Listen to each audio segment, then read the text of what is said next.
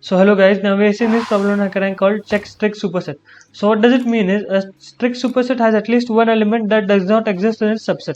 So what we can do, we can check if the other set is a subset or no.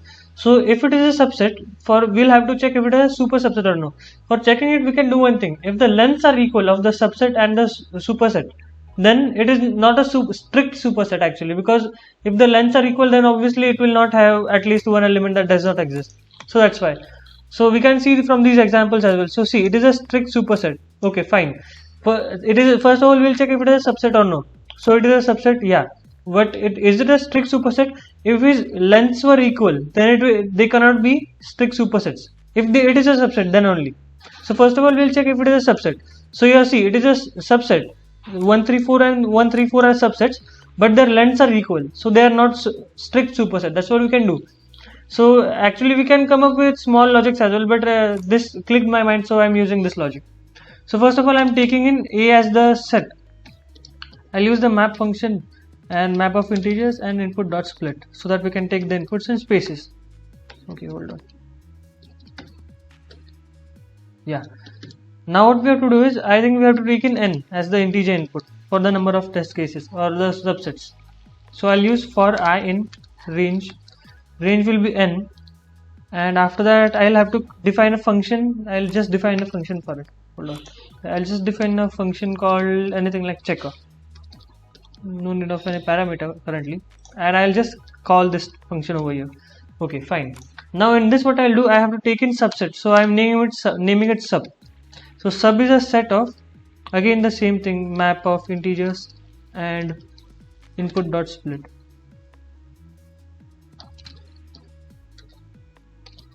Yeah, fine.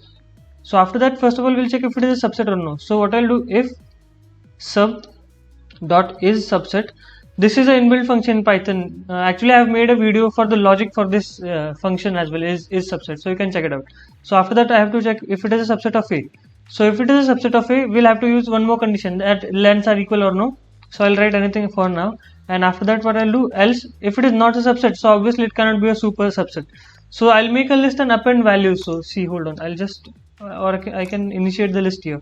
So L equals to an empty list, and for false I'll append 0 into it, and for true I'll append 1 into it. You can do it according to you.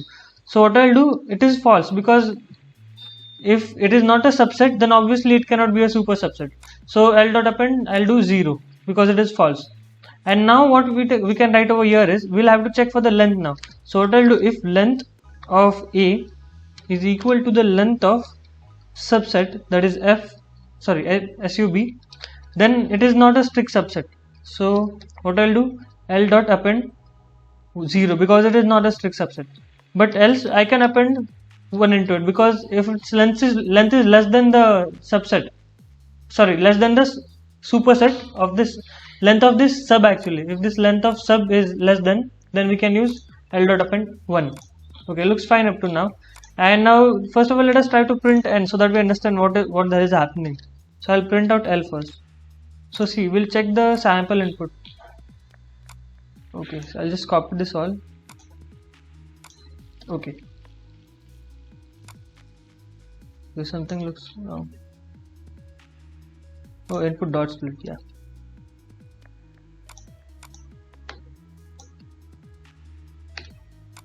Now let's check it. Okay, see, 1 and 0. So what did happen over here is, it's checked for 1, 2, 3, 4, 5.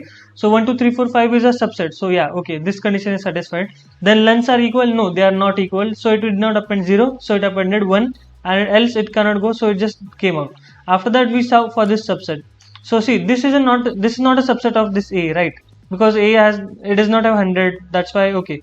So it is not a subset, so it does not go in it at all. It just appends 0. So we got L as 1 and 0. So what we have to do is, we'll have to check if all the elements are 1, then we'll print out true, and if all the elements are 0, then we have to print out false. That's what we have to do.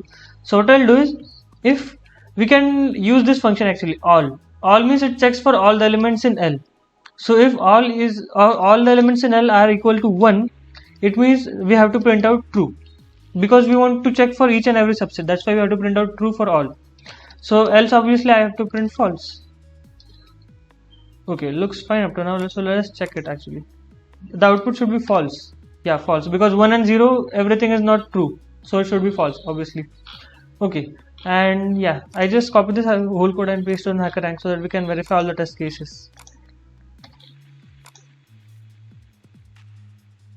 Yeah, each and every test case is satisfied, there's no error. That's all. Thank you.